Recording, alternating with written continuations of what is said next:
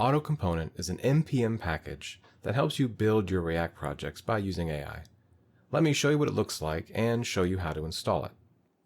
Alright, I want to make a navbar for this page.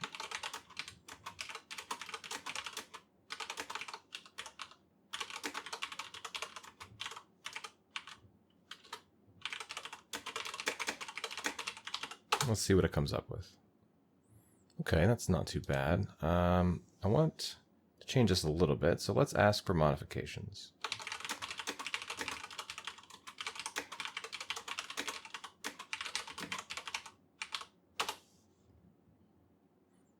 That looks pretty good. So when you're happy with what you have, you can click on response.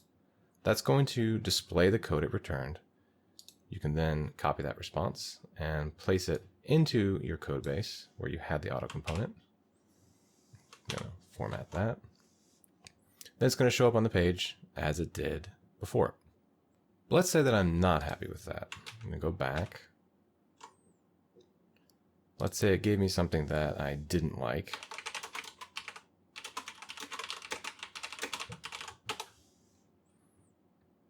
Okay, that doesn't really work for me.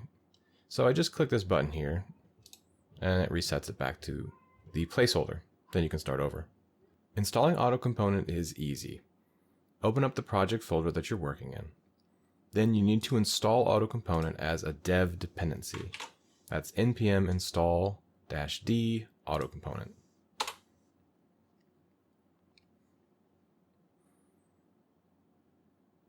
Once that's done, you need to import AutoComponent into the file where you're building this new component. Then you need to add the component to your code where you want it to be rendered. So for this example, I'm going to be adding something into the UI underneath the header, but before the images. So in my code base, that would be right here. Now, when you run it locally, you will see that it shows you this placeholder where the AI is going to return what's being built. So that's it.